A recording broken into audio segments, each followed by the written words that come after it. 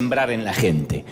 Todo, voy a decir esto otra vez porque lo dije cuando no estábamos al aire, todo lo que la gente siembra, lo que ustedes envían, no es usado para pagar edificios, para poner ladrillos, para pagar hipotecas, ni rentas, ni salarios, ni mucho menos para pagarme a mí, que gracias a Dios hace muchos años que no necesito, no estaría mal si lo fuera, pero no necesito vivir de la congregación o de la iglesia. Todo esto es para invertir, para volver a sembrar. Y esto es iglesia. ¿Acaso existe otra manera? Esto es iglesia, gente. Esta es nuestra congregación. Muy bien. La semana pasada te conté acerca de mi experiencia, si estuviste aquí o viste el video, de mi experiencia como aprendiz de conductor junto a mi padre y su preciado Fiat 1500. La historia se hizo más viral de lo que yo hubiese soñado. Algunos editaron ese segmento y lo pusieron al aire. Parece que les divirtió mucho. A mí no me divirtió recordar los gritos de lo que pasé para aprender. Pero en honor a la verdad sea dicha, el primer auto que le conocí a mi padre era un viejo Gordini. Era un viejo Gordini modelo 1962 de la fábrica ICA Renault. Ese fue su primer auto. El que cuando yo nací, ese auto ya estaba, antes que yo.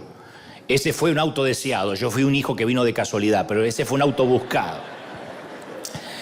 Y esta semana recordaba la relación estrecha y casi simbiótica que mi padre tenía con ese viejo y mítico auto. Una relación casi extraña. No digo enfermiza, pero sí simbiótica.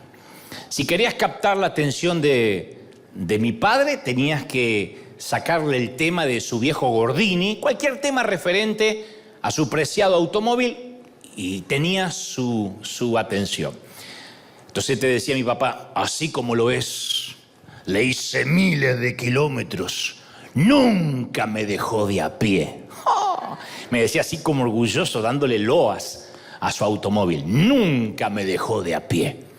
En la mañana, bajo la escarcha, con el peor frío, los inviernos más crudos, más álgidos, siempre me arrancó. Nunca, jamás me dejó de a pie. Me arrancaba con 10 grados centígrados bajo cero. Lo decía con el pecho lleno de orgullo, pechito de paloma. Vos no habías nacido, Dante, cuando yo ya me iba hasta la capital, porque nosotros vivíamos en la provincia de Buenos Aires. Ir hasta la capital era un viaje a lo mejor de media hora, pero ir a la capital no era para cualquiera. Tenías que tener un auto más o menos digno, si no, no entrabas a la capital. Cosa de viejo, ¿no? Y yo me fui con ese auto tal como lo ves, que era historia para mí, porque yo estando vivo nunca habíamos ido a la capital. Con ese auto yo me fui a la capital ida y vuelta con un cuarto de tanque de gasolina, no gasta nada, es una maravilla. Y después siempre hacía lo mismo, decía, mirá, y golpeaba, mirá la chapa, ¡ah! No hay nada que lo hunda. Yo no entendía si no había nada que lo hunda porque nunca me dejaba sentar arriba o caminar encima del capot. Pero decía, no hay nada que lo hunda. Y después con un suspiro, ya de resignación, siempre agregaba la frase, ya no hacen autos así. Ahora es todo plástico. ¿Qué me venís con esas porquerías del Rolls Royce? Ahora es todo plástico. Y recuerdo que me solían aburrir este tipo de datos mecánicos. Pero al menos durante un rato, lo cual no era poco, era un lujo, yo tenía su atención.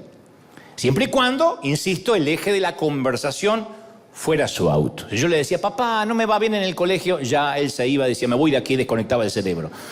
Pero si el eje de la conversación era el Renault Gordini, tenía su atención. Yo tendría unos 8 años, 8 añitos, cuando descubrí que no es fácil deshacer esos nudos a nivel visceral que se forman en el alma de un hombre cuando ha dependido de su auto para ir a trabajar bajo las peores condiciones climáticas, ¿no? Se hacen lazos entre el hombre y la máquina que se suelen fortalecer únicamente, insisto, a través de situaciones muy difíciles y a veces son compromisos que perduran mucho. El hecho de que el auto nunca lo había dejado a pie, a mi papá, había forjado un vínculo fuerte en su corazón.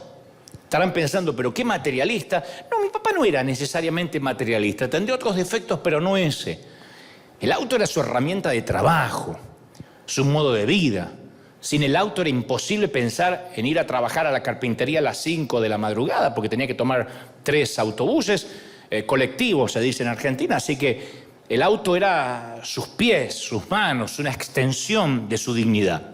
Entonces el país podía hacerse comunista, la esposa podía encontrar otro hombre, los hijos podrían transformarse en delincuentes, pero los conductores veteranos como mi padre sabían que siempre podían contar con su viejo y fiel auto, siempre.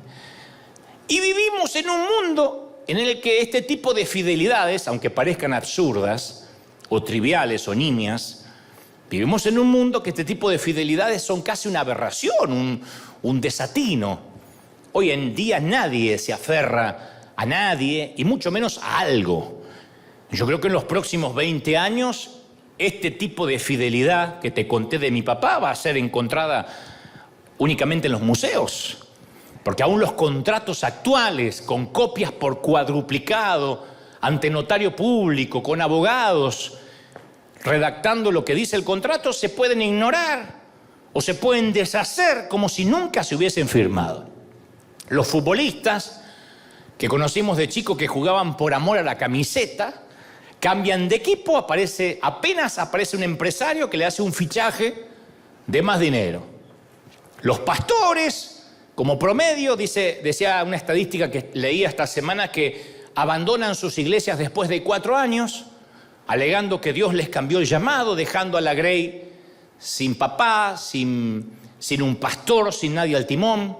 Entonces es abismante cuán desleal ha llegado a ser nuestra sociedad. Yo te cuento el ejemplo de mi papá, que parece irrisorio, hasta ridículo, absurdo, pero así eran las fidelidades antes con las cosas que tenían que durar, con la ropa que se heredaba de los hermanos. No había eso de lo devuelvo, lo tiro, no me sirve. A todo había que ser de alguna manera fiel. Pero hoy en día los sociólogos describen a esta sociedad como la generación que quiere mantener abiertas todas las opciones sin comprometerse demasiado. Sí lo sabrán las chicas, ¿no? Que hay un montón de hombres que quieren relaciones, pero no comprometerse mucho. Y esto es porque el mundo está cambiando, no es lo mismo. Y no digo que todo tiempo pasado fue mejor, digo que muchas cosas cambiaron para mejor, algunas, y muchas otras para peor. Y esto tiene que ver con un cambio constante. Hasta el plasmiferio, hasta el mapa mundi cambió de manera literal. No voy a insultar tu inteligencia, pero yo no sé cuánto fue la última vez que te detuviste a mirar un globo terráqueo. ¿Se acuerdan que las maestras antes tenían un globo terráqueo en el pupitre, donde enseñaban, y íbamos y nos quedábamos allí un ratito mirando la frontera, los mapas, los países más remotos que jamás íbamos a conocer en persona? Yo debo confesar que hace mucho que no veía un mapa mundi, un plasmiferio, hace años, pero lo volví a ver hace poco y ya no conocía nada. Cambió todo. Desde el cambio de las fronteras alemanas, polacas, la caída del muro de Berlín, la desaparición de la Unión Soviética, del bloque soviético, pasando por la reunificación de Alemania. No conocía nada. El mapa mundi cambió. ¿Cómo no va a cambiar tu marido si el mapa mundi cambió? Descubrí que hay nuevos países. Yo no sé si sabían que había nuevos países. Perdonen mi ignorancia, pero yo no sabía que había nuevos países. Sudán del Sur no existía cuando yo era chico. Kosovo, yo había escuchado de Kosovo, pero yo no sabía que esta, que había sido una provincia serbia, hace poco declaró su independencia. Es el país más joven de Europa. Kosovo es el país más joven de todo el viejo continente. Serbia y Montenegro, que más o menos por el fútbol los empezamos a conocer, de la península balcánica, que era parte de la vieja Yugoslavia. Son independientes desde el 2006. O sea que antes del 2006 no existían. Timor Oriental. ¿Alguien sabe que hay un país llamado Timor Oriental? Si te querés escapar de los acreedores, Timor Oriental. No hay ni cómo mandar cartas. Palaos. Eritrea. La nación más aislada es Eritrea del planeta, que pertenece al Cuerno de África. Eritrea. Yo no sabía que existía. Eslovaquia, Bosnia-Herzegovina. ¿Algún día Bosnia-Herzegovina va a ir al Mundial? Ahí están los bosnienses herzegovinos pateando directamente al arco. No rueda más la pelota. Turkmenistán. Yo no sabía. Entonces yo digo, wow, el mapa ha cambiado. Turkmenistán, yo no sabía que existía ese país. Entonces, hasta en la escuela, la mayoría de nosotros, hagan memoria, nos enseñaron que ¿cuántos océanos había en el mundo? A ver, ¿quién sabe? me están diciendo que qué, no sabía que venía a responder. ¿Cuántos océanos? Dicen 5. Yo siempre aprendí que eran 4. Perdón, debo ser muy ignorante, yo hace mucho que no veía. Pero para mí me lo aprendí de memoria. Así como las preposiciones. ¿Se acuerdan las preposiciones? A, ante, bajo, cabe, con, contra, desde, entre, hacia, hasta, para, por, según, sin, sos, sobre, tras. No sirven para nada, pero las aprendí. Yo sabía los 4 océanos. El Índico, el Pacífico, el Atlántico y el Ártico. Yo siempre sabía que eran 4 océanos. Me saqué un 10 con los 4 océanos. Y ahora las lecciones de geografía incluyen el océano Austral, que lo descubrió o lo incluyó en los mapas la National Geographic. Yo no tenía la menor idea. Me enteré hace poco que la National Geographic, aparte, hace mapas desde 1915. Yo no sabía. Mi mamá hacía mapas, no la National Geographic. Entonces, vivimos en un mundo sin fronteras definidas. ¿Le echaste una ojeada a un libro de astronomía? En los últimos 10 años... Lo que se ha descubierto en el planeta en los últimos 10 años dejarían obsoleto cualquier cosa que hayas leído, porque hay nuevos satélites orbitando en derredor de la Tierra. Y todo lo que aprendiste es obsoleto. Para aquellos que no se sentían ignorantes, ya te estoy haciendo sentir así, obsoleto. Yo leía que hay nuevos 6 exoplanetas con órbitas rítmicas que se descubrieron. Cuando yo iba a la escuela, apenas se hablaba de la constelación Centauro. Hoy descubrieron todos los planetas que integran esa constelación. Detectaron indicios de agua primigenia en una galaxia muy lejana, la más masiva del universo. Descubrieron un pedazo errante de la Luna, algo que se desprendió de la Luna que anda dando vuelta. Encontraron vapor de agua en Ganímedes, que es un satélite de Júpiter. Mirá todo lo que estás aprendiendo hoy en un ratito, por la misma ofrenda. Descubrieron caníbales galácticos. Ay, no sé. No son zombies que andan así, sino son galaxias más grandes que se roban el gas molecular de las galaxias más pequeñas. Entonces le dicen que son galaxias caníbales. Entonces, contra este telón de fondo, nada más para darte un paneo general que ha cambiado el mundo, el universo, el conocimiento se desactualiza tan pronto como se escribe. Sale el libro, cuando lo vas a comprar ya está desactualizado. Entonces, insisto, contra este telón de fondo, además de una humanidad que huye de los compromisos como la peor peste, nos cuesta horrores, con este panorama, creer que Dios sigue siendo igual. Creer que Dios no cambia. Si cambia el mapamundi, se le agregan océanos al mundo, descubren nuevas lunas, ¿cómo Dios va a seguir siendo el mismo? Claro, uno ha escuchado muchas veces que la fidelidad de Dios sobrevive a todas las edades y a todas las eras. Lo que Dios dijo para nosotros miles de años atrás es tan cierto hoy como lo era en aquel entonces, no ha cambiado. Y esa seguridad inmutable nos proporciona una roca firme en un mundo que cambia todo el tiempo, en un mundo lleno de incertidumbre. No obstante, hagan memoria, si no, ¿cuántas veces en la vida nos pasamos horas preguntándonos cuándo Dios nos dejará de amar o cuándo nos dejará de bendecir? Insisto, me sorprende mucho la gente del otro lado que me dice, ay, no dejes de decir que Dios me ama porque lo olvido, porque se me va, porque lo doy por sentado. Yo digo, ¿de verdad? ¿Por qué creemos que Dios en algún momento nos deja de amar? Nos deja de bendecir. Bueno, vuelvo a lo que decía recién, porque estamos en un mundo de poca fidelidad, de poca lealtad. Durante los últimos años yo he consolado a padres que han perdido un hijo, que es una de las cosas más duras que a uno le tocan como ministro, como líder. He ayudado a algunas parejas a superar crisis emocionales. He sostenido la mano de alguien que se estaba yendo, partiendo la eternidad, con una metástasis en todo el cuerpo, con cáncer, con leucemia. Pero ¿sabés qué es lo que más recuerdo? Y Dios no me deja mentir. Es la charla con un chiquito de 12 años que una vez quiso hablar conmigo. Nos encontramos en un hotel en ese entonces donde hacíamos nuestras reuniones, porque no teníamos todavía este edificio. Había pasado sus primeros 9 años viviendo en la calle, hasta que el Estado se hizo cargo de él y había devenido en un hogar para menores. De allí había pasado por unas 8 o 10 familias. Si la memoria no me falla, casi una decena de familias, más de una decena de familias que lo habían llevado a prueba con la idea de adoptarlo. Si no se adaptaba a los hermanos, al padre, supuesto padre o supuesta mamá, entonces lo devolvían otra vez. Y lo habían rechazado tantas veces porque aparentemente era un chico con serios problemas de carácter, algunos problemas cognitivos. Lo habían rechazado tantas veces que se había vuelto cauteloso, reservado, casi furtivo. Y cuando hablaba conmigo lo hacía con una voz medio bajita, como si fuera un adulto. No parecía un nene de 12. Y me enteré que había vivido en varias casas, pero nunca había tenido un hogar. Que había estado con distintas familias, pero nunca se sintió miembro de esas familias.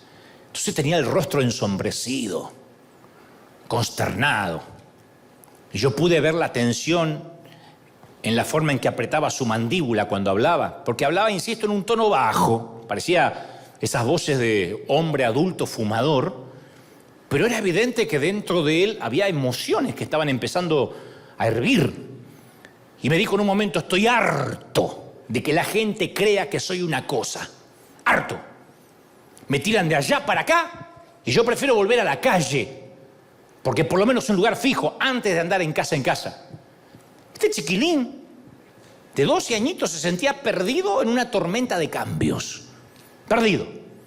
Claro, porque tan pronto como le parecía que estaba echando raíces en una casa, era arrancado de ahí porque no se llevaban bien con él, porque el nene no se adaptaban sus padres adoptivos y lo trataban de plantar en otro sitio. Entonces cambiaba de escuela, cambiaba de barrio, cambiaba la casa y cambiaba a sus padres. A veces las cosas cambiaban para mejor, a veces cambiaban para peor, pero lo que más odiaba a él era el cambio en sí mismo. El ser un nómade en cuestiones de hogar, un corazón sin techo. Entonces había llegado al punto que habría preferido una situación mala pero duradera antes que permanecer inestable en todo sitio. Y mi pregunta hoy es: ¿no te sentiste alguna vez así? En otras áreas de la vida, deseando gritar: ¡basta de cambios, basta! ¡Paren el mundo, que me quiero bajar! ¡Paren el mundo, paren el planeta, que me quiero bajar! Yo sí. Y no solo en mi vida, que lo he escuchado en mucha gente. ¿Sabés la cantidad de cónyuges que escuché que uno le dice al otro: no sos la persona con la que me casé? Cambiaste. No eres cariñoso. No eres cariñosa. Me dijiste que sabías cocinar. Estoy harto de tortilla. Por ejemplo. ¿Sabe cuántas veces he tenido que hablar con empleados que estaban trabajando en una empresa y la firma fue vendida, el holding cambió de manos? El personal cambió, los jefes cambiaron, la línea de producción cambió, por consecuencia el ambiente cambió y ellos se sentían profundamente traicionados. Los países cambian, se agregan océanos, se descubren planetas, los gobiernos enteros son sacados del poder, en el peor de los casos por golpe de Estado. Los futbolistas son viejos a los 36 y tienen que retirarse. Los jefes de Estado se mueren, también se mueren las reinas. Algunas duran más que otras, pero se mueren. Entonces estamos perdidos en un mar de cambios, en un océano de cambios. Tan pronto como aprendemos a criar un bebé, tenemos que aprender a criar al que ya empieza a caminar y nunca más se detendrá como caminante. Cuando ya creemos que somos expertos en criar a los que dan sus primeros pasos, tenemos que enfrentar esas extrañas criaturas que dicen llevar nuestro apellido, pero son adolescentes.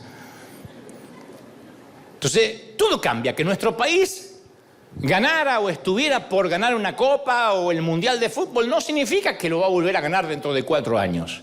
Peor todavía, en términos más serios, que un cónyuge le prometa al otro amor eterno no garantiza que la fidelidad y que la promesa se va a conservar dentro de una década.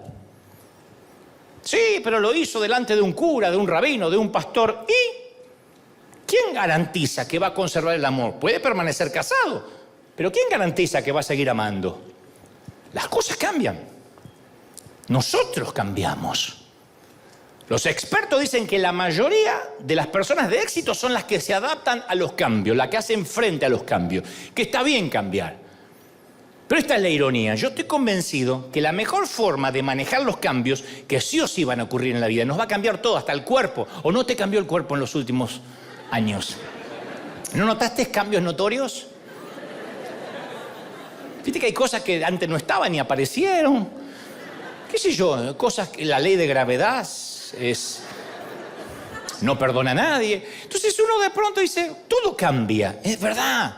El cuerpo cambia, nuestro carácter cambia, nuestras emociones cambian. Y la ironía, insisto, es que para manejar todos esos cambios que no podemos evitar, tenemos que conocer a un Dios que no cambia. Mirá qué irónico. Si no, no podemos cambiar. Conocer a un Dios que proporciona un ancla en un mar movedizo, en una arena movediza de cambios, es lo que nos va a permitir seguir adelante. Mira, cuando yo era un muchachito, déjenme avanzar con esto, cuando yo era un muchachito, recuerdo haber visto un versículo sobre un púlpito de madera, de manera vertical, decía, porque yo Jehová no cambio. Malaquías 3:6. Estaba sobre un púlpito de madera, nunca lo voy a olvidar, en una asamblea cristiana. Porque yo Jehová no cambio. Y cuando lo leí, yo recuerdo que creía que era lo más obvio y lo menos importante que yo haya leído en toda mi vida. Yo dije, ¿qué novedad? Por supuesto. Dios no cambia, la iglesia no cambia, el coro no cambia. La más joven tiene 62, no usted el coro de ahí, ¿eh?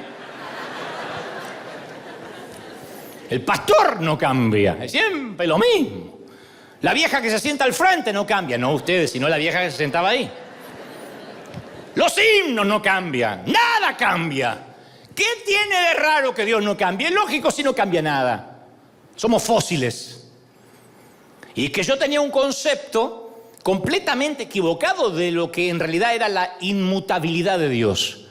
Yo pensaba que ese versículo quería decir que Dios no cambia, que Dios estaba congelado, estático, envejeciendo, incapaz de moverse.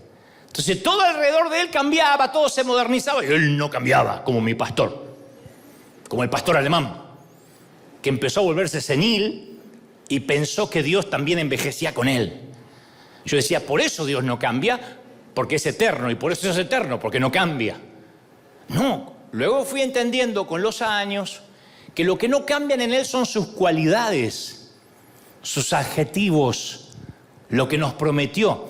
Pensá en esto, cualquier producto puede mejorar, cualquiera. Alguien puede inventar un detergente nuevo que deja la ropa más blanca, ¿no es cierto? Y te deja el calzón como para cantar en el coro de los cielos. Puede mejorar el cereal de tu desayuno. Alguien le puede agregar más vitaminas, más fibra, lo puede hacer más crujiente. Pero ¿cómo podría Dios mejorar su omnisciencia? El que lo sabe todo. ¿Cómo lo podría mejorar? ¿Cómo Dios podría mejorar su omnipotencia, que todo lo puede? ¿Cómo lo puede mejorar? ¿Cómo Dios podría mejorar su fidelidad? Este año prometo ser más fiel, dice Dios. La única forma en que Dios podría cambiar es siendo menos poderoso de lo que es. Menos fiel de lo que es. Si va a cambiar Dios es para menos, lo cual la Biblia dice que jamás ocurrirá.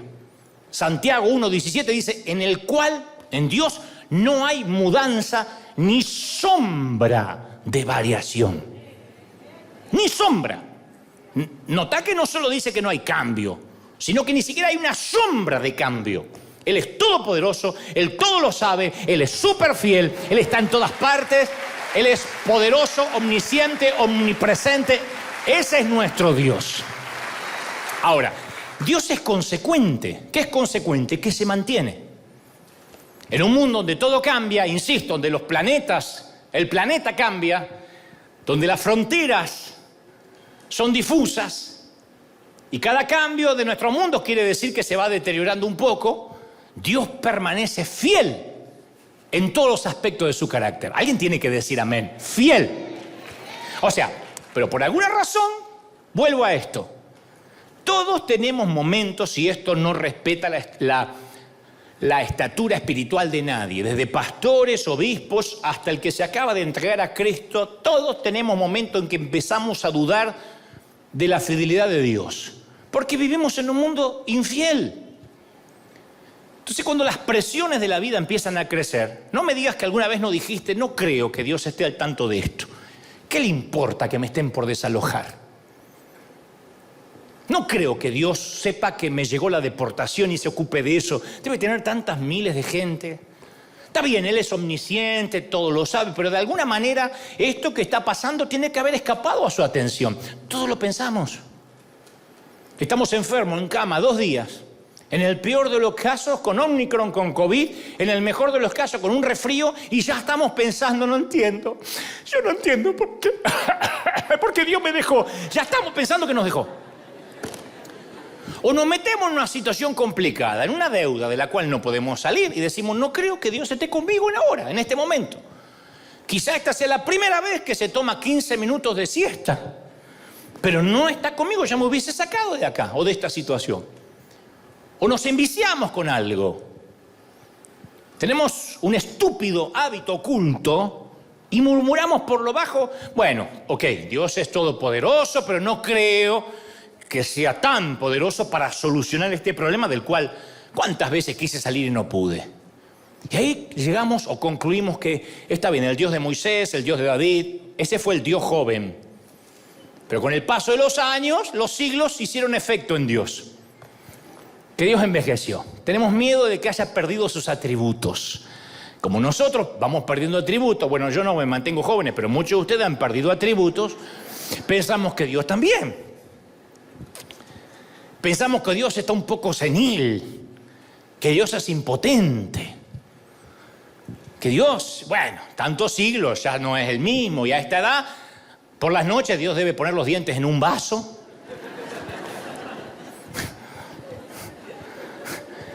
¿Por qué nos identificamos con Dios, no? Me voy a lavar los dientes, vieja, ya que va, lavame los míos.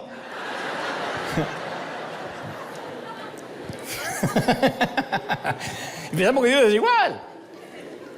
Pero Dios clama a través del profeta Malaquías 3:6 y dice, pero yo Jehová no cambio, no cambio. Entonces, así como algunos encuentran en esa declaración inmutable de Dios, en esa naturaleza inmutable de Dios, un alivio, decía, qué bueno que Dios no cambia. Otros, que gracias a Dios no pasa durante este servicio, sino en el otro, desean que Dios se haya ablandado con los años. Algunos los tranquiliza saber que Dios no cambia, otros los intranquiliza. Dice, yo preferiría que Dios se ablande. Creen que Dios ya es abuelo y le agarró el viejazo. Viste que los abuelos se comportan diferente a los padres. El abuelo consiente más. El abuelo, ¿qué te dice? Déjale comer los dulces al niño, ¿qué le va a pasar? Pero mamá, está por comer la comida, un dulce, no se va a morir. La misma vieja que te arrancaba las nalgas de un chanclazo cuando comías dulce y eras chica, ahora lo consiente el nieto. Ahora es la Madre Teresa, fue Satanás 30 años, ahora es la Madre Teresa.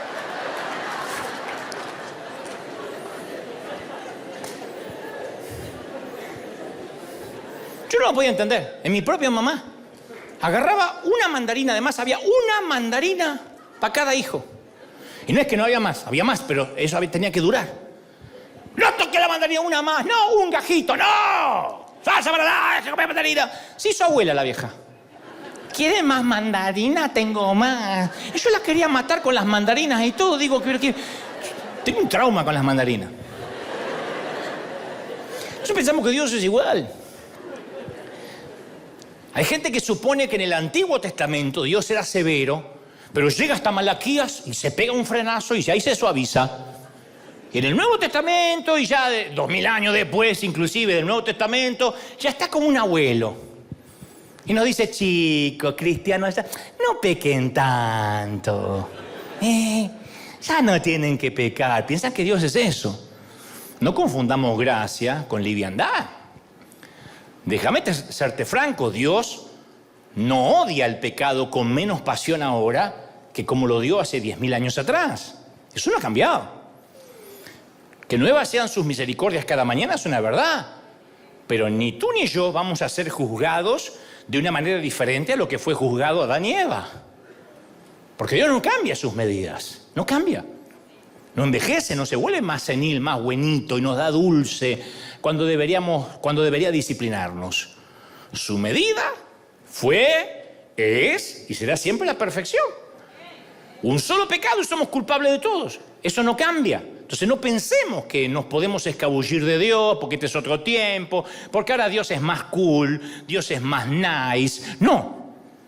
Algunos predicadores a lo mejor se pueden hacer los más modernos, usar jeans rotos, aretes, tatuajes, pero Dios no modernizó sus reglas. Nosotros nos modernizamos y usamos pantallas, luces y cosas que eran impensadas hace 30 años atrás.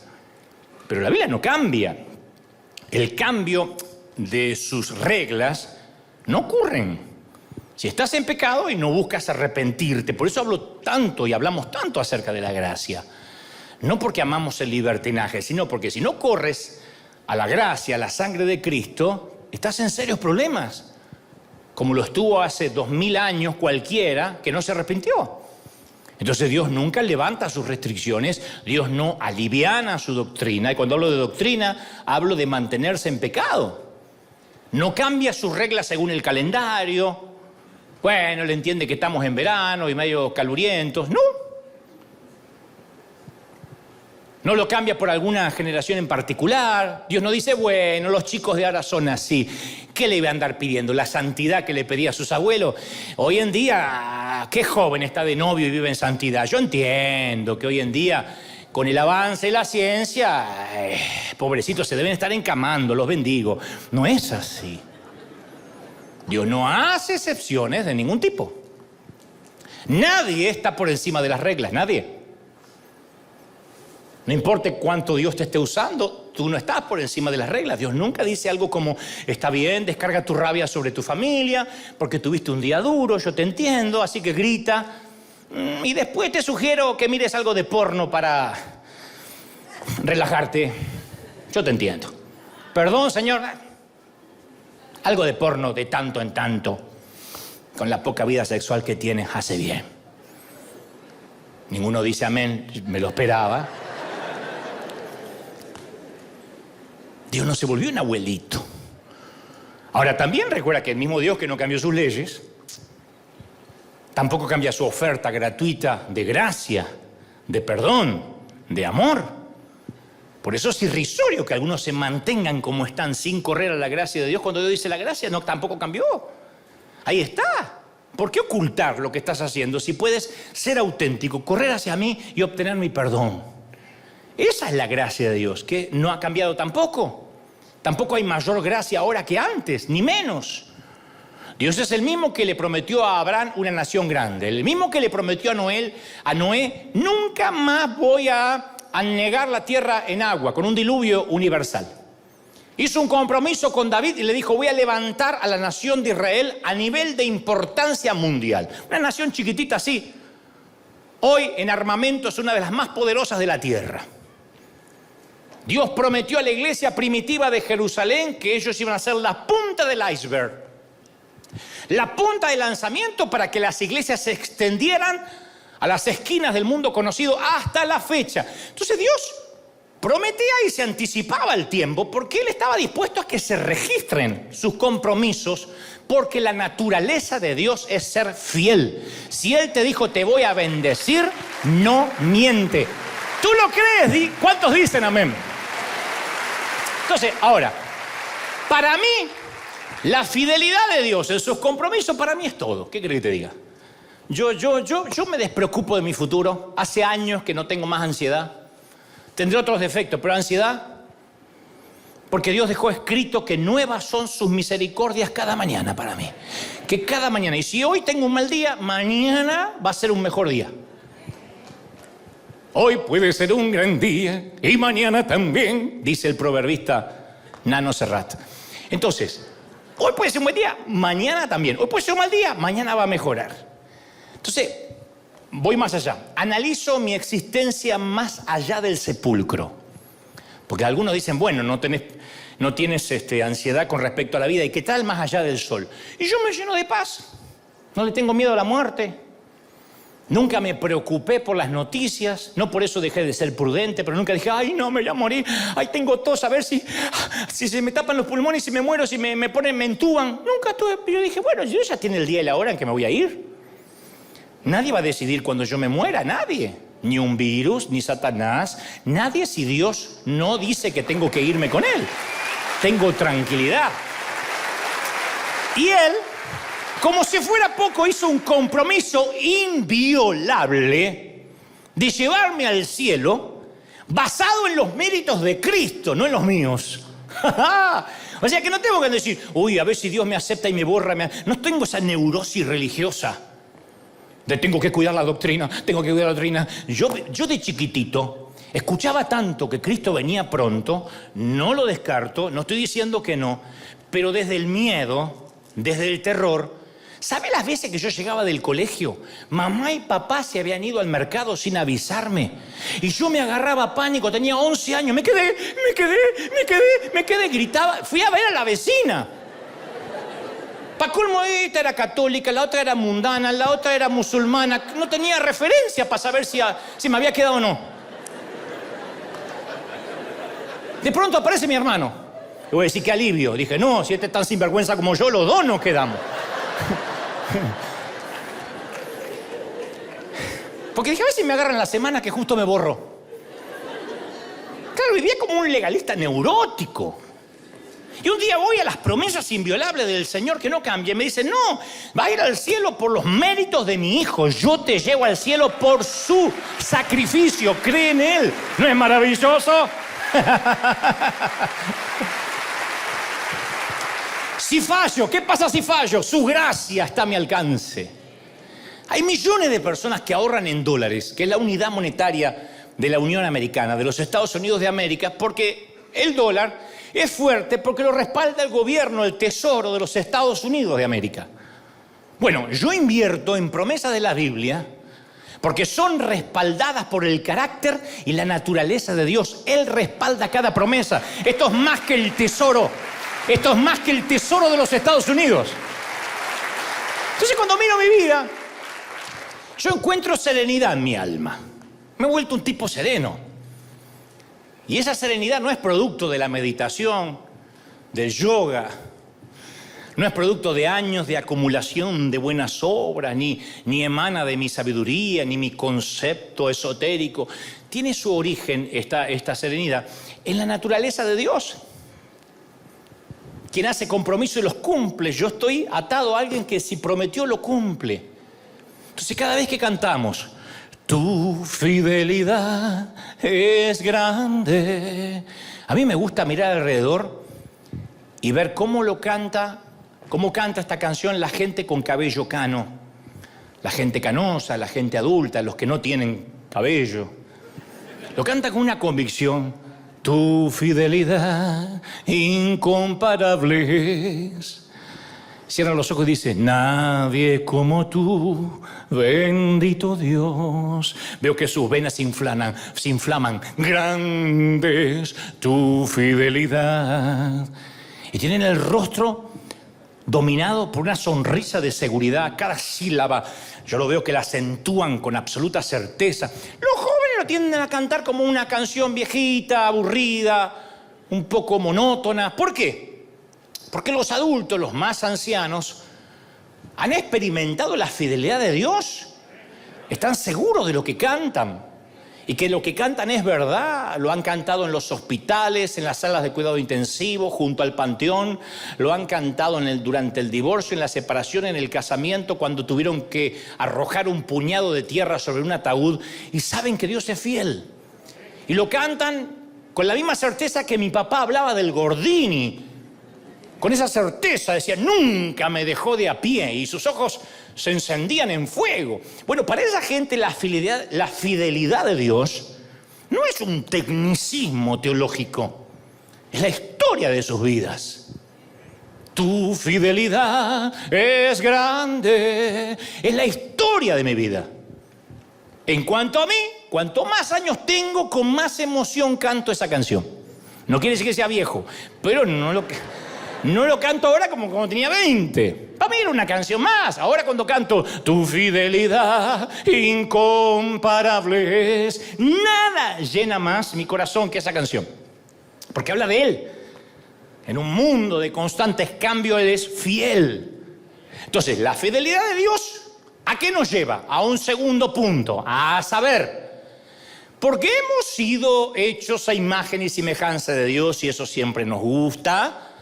Dios espera que también hagamos compromisos y los cumplamos. Una mañana de sábado, 3 hombres diferentes se preparan para una semana de navegación. Los 3 tienen un pequeño bote, un yate, un pequeño botecito para andar por la bahía.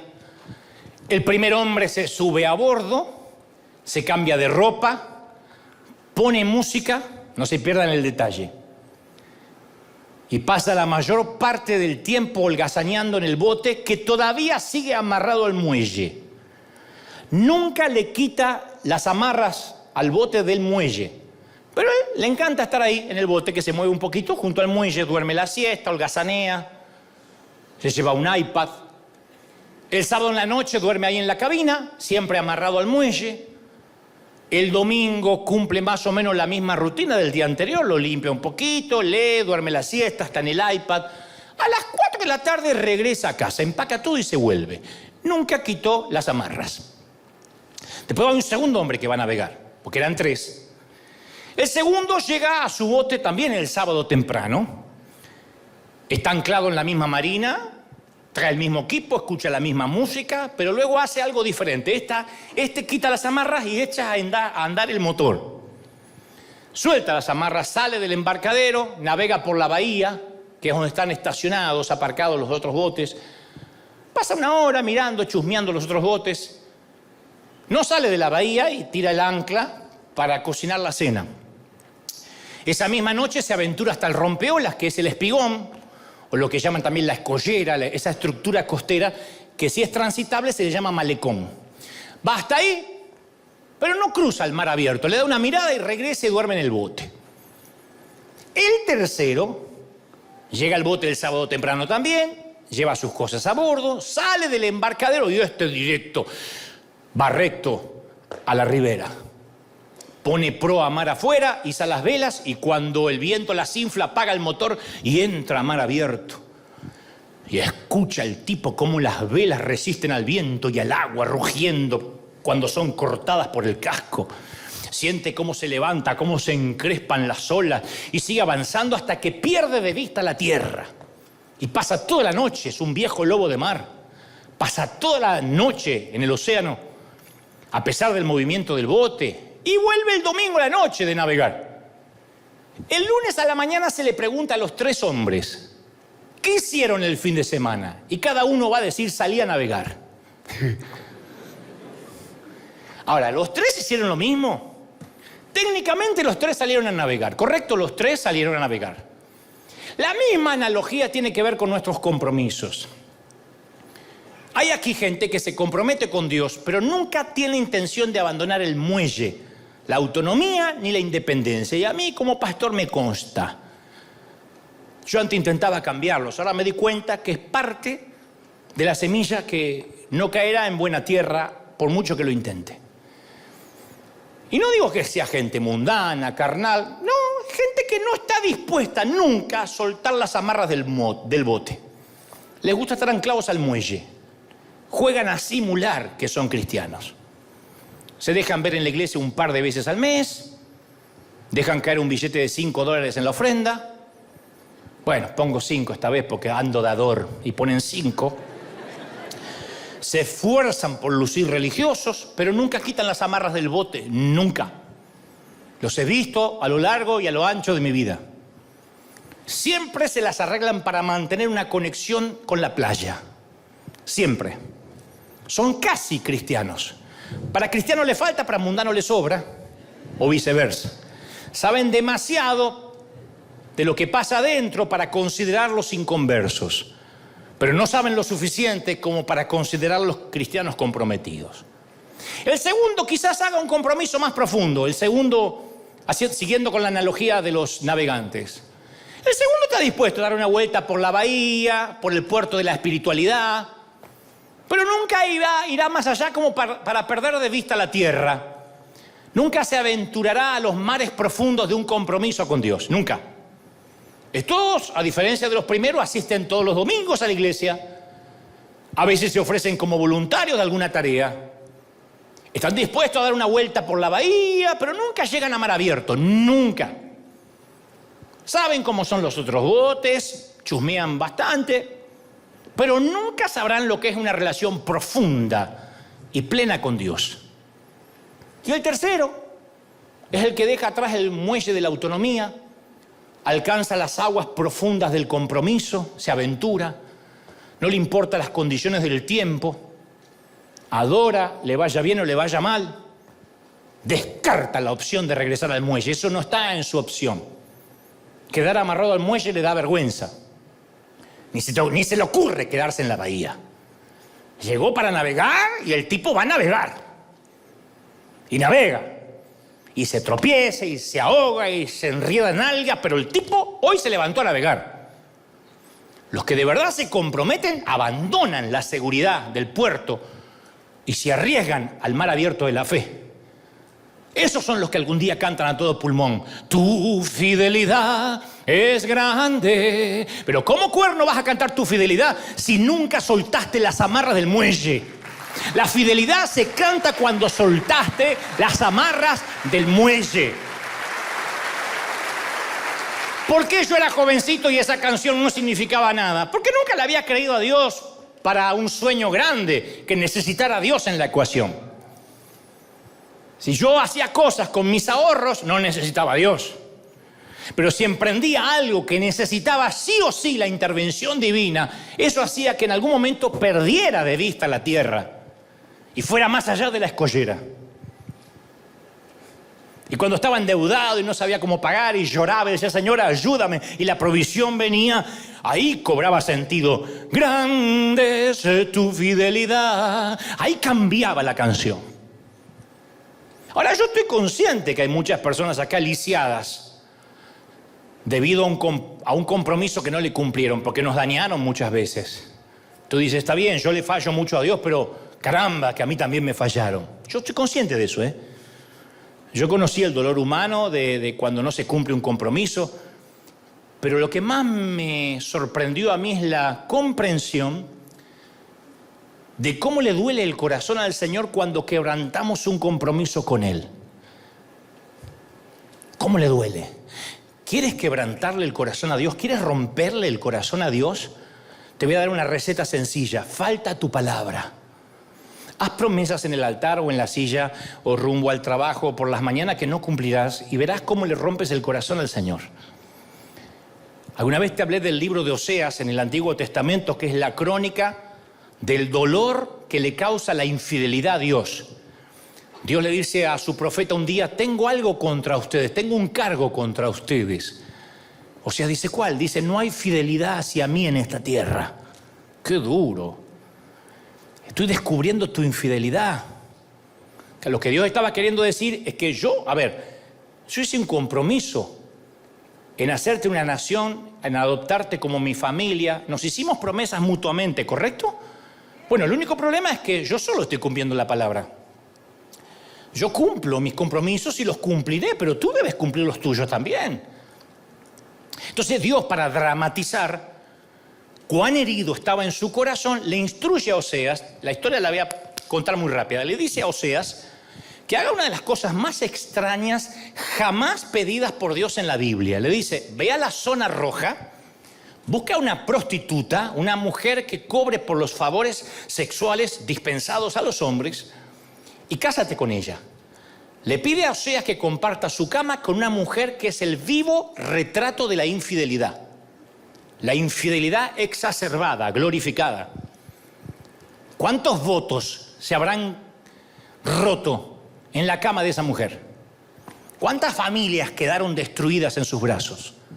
Pero Oseas, obediente, va, se le declara a la prostituta llamada Gomer, le ofrece honor, dignidad y que sea su esposa. Y a medida que los años pasan, Oseas no solo le da su casa, su dinero, sino que también le termina dando el corazón. Termina siendo una buena mujer. El matrimonio parece marchar bien hasta que un día él llega a su hogar y Oseas ve que está vacía. Los niños están solos, mamá no aparece por ninguna parte. La historia es real. De algún modo Oseas sabe dónde está su esposa, pero no quiere admitirlo. Sale de su casa y regresa a la zona roja donde alguna vez fue y pensó que jamás regresaría. Y ahí la ve en los brazos de otro hombre llevándola a una casa de prostitución. Oseas está destruido. Piensa, ¿qué le puede dar este tipo que yo no le pueda dar? ¿Qué? Si ella quería más dinero, ¿por qué no me lo pidió? Si quería amor, ¿no eran mis brazos mejores que los de un extraño? Pero la historia no termina acá. Dios le habla y le dice, quiero que vuelvas a la zona roja, busques al proxeneta de Gomer, le hagas una oferta, la compres y la traigas de regreso a casa. Habla con el explotador y que te la venda. Oseas dice, ella ya barrió el piso con mi corazón. Y para ser sincero, si lo rompe por segunda vez, no lo voy a soportar. ¿Sabes qué le dijo Dios? Ahora sabes cómo me siento. Yo le dije a mi pueblo, seré su Dios, los amaré, cuidaré de ustedes, los limpié de la mugre, siempre estaré cerca, los haré fuertes, y mira cómo me han tratado. Oseas, tienes el corazón destrozado porque alguien a quien tú amabas no cumplió sus compromisos contigo, ella violó tu confianza, ¿no es cierto? Bueno, yo he recibido millares de esos golpes arteros y taimados. Mi corazón está acribillado con las balas de la infidelidad de los que cantan tu fidelidad el domingo y el lunes lo pisotean. Y todos hemos sido Gomer ante Dios. Nos sentamos en la iglesia y decimos, Señor, voy a dejar ese pecado, voy a dar ese paso que estás esperando que dé, te prometo que lo haré. El tiempo pasa, meses más tarde nos damos cuenta que no hemos dejado de hacer lo que dijimos que no haríamos y que no hemos empezado a hacer lo que prometimos que haríamos.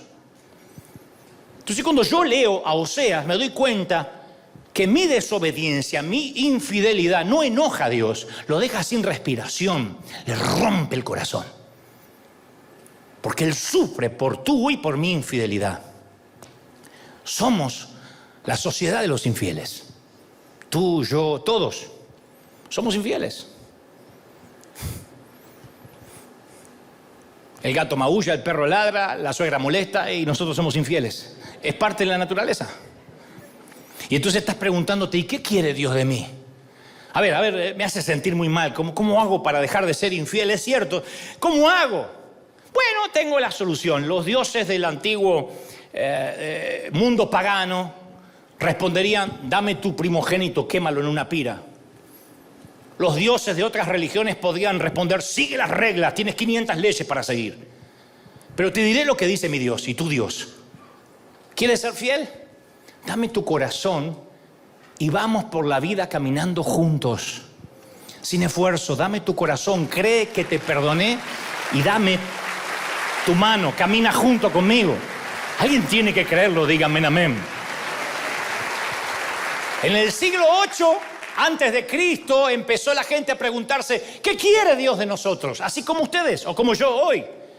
Y empezaron a considerar varias posibilidades. Y en medio de la confusión, Dios levantó un profeta llamado Miqueas, que como parte de su enseñanza recogió esos interrogantes extraviados en Israel y luego escribe muy atinadamente en Miqueas 6:6. Dice, ¿con qué me presentaré ante Jehová y adoraré al Dios Altísimo? ¿Con qué? ¿Con holocaustos? ¿Me presentaré con becerros de un año? No, tal vez se agradará a Dios con millares de carneros. ¿O qué tal 10.000 arroyos de aceite? No una redoma, 10.000 arroyos de aceite. ¿O qué tal si doy mi primogénito, mi hijo mayor, por mi rebelión? ¿O el fruto de mis entrañas por el pecado de mi alma? Uno advierte el sarcasmo en las palabras de Miqueas. Es como si estuviera diciendo hoy, a ver, ¿qué quiere Dios de mí? ¿El diezmo? ¿Los ahorros de mi vida? ¿No? ¿No es suficiente? ¿Y qué tal si le diera, no sé, las acciones de Microsoft, las de Amazon, las de Tesla, todas juntas? Oh, no, y si no es suficiente, ¿qué tal si le doy mi primogénito, le entrego mi hijo en un altar? Miqueas dice, no, ese no es Dios. No hay que concluir en eso, Él no quiere sacrificios. No es más ayuno lo que te está pidiendo. No te pide más congregarte, más siembra necesariamente. No te dice, no estás orando los lunes. Esta gente que habían hecho la pregunta no habían entendido en absoluto el carácter de Dios, la naturaleza de Dios. Ninguna de estas cosas iban a satisfacer su corazón. Entonces, ¿qué es lo que Dios quiere? Y Miqueas da una sencilla respuesta. Miqueas lo explica así en Miqueas 6:8, el libro que lleva su nombre. Hombre, Él te ha declarado lo que es bueno. ¿Y qué pide Jehová de ti? ¿Sabes qué pide? Solamente hacer el bien, amar la misericordia, humillarte ante Él y caminar con tu Dios. No quiere Dios nada más que camines con Él, que lo ames, que te entregues. Eso quiere el Señor. Tú lo estás recibiendo, dime amén. De chiquitito yo tenía pánico al mar. Mucho miedo al mar porque no lo había visto hasta creo que los 8 o 9 años, así que tenía terror de ese inmenso océano y recuerdo a mi madre caminar conmigo en la playa, mis dedos sosteniendo sus manos. Y lo que tenía más valor para mí era con quién caminaba. Porque a veces la compañía le daba valor a la experiencia, ¿no? A veces una buena caminata es lo que mantiene unidas las generaciones de padres e hijos. Y hoy puedo decir que durante 53 años yo he estado caminando por este pedazo de playa que me tocó vivir. Y todos caminamos 18 años, 36, 80, 50, incluso 100 años por la playa de esta vida. Pero ¿de la mano de quién vamos a caminarla? A todos nos tocó este pedazo de playa. El hecho es con quién la vamos a caminar. Y Dios nos está diciendo, ¿quieres ser fiel? Bueno, salgamos a caminar. Toma mi mano y andemos juntos por la vida. Eso es fidelidad. Mi fidelidad no es mayor que la tuya porque soy más santo. Yo cometo los mismos errores o quizá peores. Mi fidelidad es porque cada vez que me equivoco corro a la gracia. No me alejo de Él, no suelto su mano nunca. Mamá me decía, si sueltas mi mano, estarás solo ante el mar. Han pasado los años, mi madre ya no está, no es el mismo mar, no es la misma playa, pero el consejo ha quedado grabado en mi corazón. Yo no debo soltar su mano, pase lo que pase. Haga lo peor, me equivoque. Caminar con Dios no significa orar durante horas o vivir cantando alabanzas. Es estar conectado. Haga lo que haga, pase lo que pase. Las cosas se van a poner feas ahí afuera. No te sueltes. Hazme ese favor, hazte ese favor. Cuando las cosas se pongan feas, cuando las cosas empiecen a cambiar y los mapas sigan cambiando y descubran nuevos planetas y meteoritos que vienen contra la Tierra y nuevas cepas, solo mantente asido de la mano de Dios, no lo sueltes. Y entonces ahí empieza uno a vivir los milagros. Hace poco yo iba caminando, apresurado para tener una reunión con los productores de televisión por Zoom. Y había planeado todo, incluso cuánto me tomaría caminar, conectarme, cuán rápido ir para llegar a tiempo a la reunión, que para mí era muy importante. Y a medio camino veo a alguien de nuestros empleados, que omitiré quién es, porque obviamente no afecta a la línea del relato, no es necesario saber quién, que estaba haciendo su trabajo pero se veía ofuscado, se veía como aturdido. Y yo percibí que tenía el mismo entusiasmo de alguien que acaban de sentenciar a muerte. Así, estaba haciendo su trabajo, pero algo había en la atmósfera y pensé, voy a pasar rápido, solo saludaré de lejos, yo estoy muy ocupado. Si ahora me enredo en un tema emocional, no salgo más. Son espantosos lo que te estoy diciendo, pero no lo puedo hacer más espiritual que eso. Dirán, ay, pero qué poco corazón pastoral. Y bueno, yo te dije que era infiel. Nada más que hoy justo me tocó todos los fieles que vinieron, pero en fin. Yo dije rápido, otro día. Después le digo a uno de los muchachos, de los pastores, que se comunique con él. Y iba a seguir camino cuando sentí que Dios me apretaba la mano y me susurró, detente y pregúntale qué le pasa. Es una corazonada así fuerte como, no puedo decir una voz audible, pero una corazonada fuerte. Así que me detuve, lo saludé y dije, esto quizás sea rápido. Quizás me diga, no, está bien. Le digo, ¿te sentís bien? Y me mira con una media sonrisa y sus ojos me dijeron, no me siento bien, pero usted siempre está ocupado. Y estoy seguro que si empiezo a contarle lo que está rompiendo mi corazón, usted me va a decir, bueno, estoy muy apurado a hablarlo en consejería y eso me va a doler más todavía. Sentí que todo eso me lo dijo con sus ojos, aunque con su boca me dijo, sí, bien. Y Dios me apretó la mano un poco más. Esto pasa porque ya llevamos unos años caminando juntos por este pedazo de playa. Me apretó un poco más y me dijo que la otra reunión espere. Escúchalo. No, porque no hay un momento que dice, ay, sí, señor, yo pensaba lo mismo. No, yo siempre estoy pensando otra cosa. Yo no sé ni cómo Dios me usa, porque yo siempre estoy pensando irme para el otro lado, siempre. Entonces volví y le dije, no, mira, sabes, en realidad no estoy tan apurado. Cuéntame qué te pasa. Y lo que me contó luego es algo que quedará entre nosotros para siempre. Pero la historia terminó con que Dios me pidió que lo honre con una suma de dinero de mi cuenta personal. Además de decirle un par de consejos que creo Dios me dijo que le dijera. Y más tarde, cuando yo pensé en ese momento, con Dios y el hombre, me di cuenta que este muchacho, este empleado, posiblemente habrá escuchado centenares de mis mensajes. Pero con el correr de los años, cuando él contempla el pasado y reflexione la influencia de mi vida sobre la suya, es probable que no recuerde casi los mensajes. Pero sin duda, va a recordar el día en que me detuve para hablarle y le ayudé de una manera práctica a resolver sus problemas. Eso no lo va a olvidar. No lo olvidará. ¿Y sabe qué es? Si aquel día yo no hubiese caminado con Dios por este pedazo de playa, no habría sentido el apretón de mano cuando me dijo que me detuviera. Habría pasado de largo y tanto ese hombre como yo no habríamos tenido ese encuentro que nos produjo. Eso es fidelidad. Tan sencillo como eso. Por si alguien creía que el mensaje iba a terminar haciéndole promesas de ayunar 40 días o orar 3 horas al día. No, es caminar tomado de la mano de Él, de manera sencilla, oírlo. Entonces, cuando camino con Dios, al final del día, no siempre pasan cosas espectaculares, pero al poner la cabeza sobre la almohada digo, bueno, hoy no hice nada grandioso, pero caminé contigo e hice algunas pequeñas cosas bien. Y si no entiendes lo que estoy diciendo, lo que estoy describiendo, entonces no entiendes el cristianismo. Si no vives así hoy, te estás privando voluntariamente de la parte más hermosa de lo que significa vivir plenamente. Porque cuando realmente caminamos con Dios, la vida, ahí es cuando empieza a tener sentido. No te estoy diciendo que la vida va a ser perfecta o incluso va a ser placentera. Pero te estoy diciendo que gradualmente iremos experimentando el cumplimiento de la promesa que Jesús hizo en Juan 10:10 para que tengan vida y la tengan en abundancia. Y le hablo a todos los que están a medio vivir, a los que no tienen vida en abundancia, que solo sobreviven, pagan gastos, corren toda la semana y su semana es un corre y corre. La vida no es pagar las tarjetas de crédito, la vida no es pagar la hipoteca, la vida no es pagar la renta. La vida no es mandar los hijos al colegio, la vida no es casarse, ni descasarse, ni tener hijos o no tenerlo. La vida es vivirla plenamente, un día a la vez, plenamente.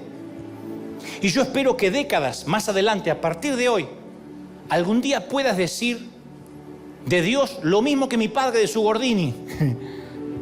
He viajado 3 décadas con Dios y nunca me ha dejado de a pie. Nunca. Ha estado conmigo en el frío, en los inviernos. Y mirá, no hay nada que hunda esta roca. Dios ha estado conmigo en los tiempos difíciles, en los tiempos de mi matrimonio, en los tiempos de la salud frágil de mi hijo. Ha estado conmigo en los inviernos, bajo la escarcha, junto a la sala de cuidados intensivos, junto a la orden de desalojo, junto a la orden de deportación. Y nunca, ni siquiera en el panteón, en el cementerio, me ha soltado la mano. Nunca me ha abandonado. Cuando alcances ese nivel de fidelidad, oiga, cuando alcances ese nivel de fidelidad, a lo mejor un día, quién sabe, no te lo prometo, un día estás sentado en un restaurante y alguien que no conoces en una mesa vecina lo ves sumido en una tristeza profunda, tomando su café, y Dios te aprieta la mano y te dice, pregúntale cómo está. Y entonces habrás encontrado el deleite de ser cristiano, lo fascinante de caminar con Él en su fidelidad. En un mundo donde las plagas, la epidemia peor que el COVID es la infidelidad, Dios es un Dios que cumple sus compromisos. Dios es fiel. ¡Vamos, celebra al Rey de Reyes! Vamos, dale un aplauso grande, que se escuche en todo el mundo. Que ese aplauso se escuche en Argentina, se escuche en Ecuador, en Venezuela, Paraguay, Uruguay, Perú. Que se escuche en Italia, en España. ¡Hay gozo en la casa de Dios! ¿Cuántos lo creen? Díganme amén. ¡Aleluya! ¿Cuántos reciben esta palabra? Díganme amén. Di conmigo, Señor Jesús. Fuerte, Señor Jesús. Fuerte, entra en mi vida. Anota mi nombre en el libro de la vida. Perdona mis pecados. Gracias, Señor, por este día. Te bendigo. Gracias, Padre, por perdonarme. Amén. Gloria a Jesús. Levanta tus manos un momento, por favor. Tu fidelidad es grande. Grande es tu fidelidad. ¡Uy! ¡Aleluya! ¿Pueden sentirlo? Bendito eres. Todos. Levanta las manos y dile, Señor, tantos años de caminar juntos por este pedazo de playa de mi vida y nunca me has dejado. Gracias. A lo mejor nunca le diste las gracias por eso. Hoy deberías decirle gracias por tu fidelidad. Gracias. Vaya, te sostuvo en la pandemia. Durante una pandemia mundial te sostuvo. Y tú dices, sí, la pasé feo, fue duro, pero te sostuvo. Ahí estaba Él. ¿Te faltó la comida? ¿Pasaste meses de hambre? ¿Te ibas a la cama con dolor de panza por no comer?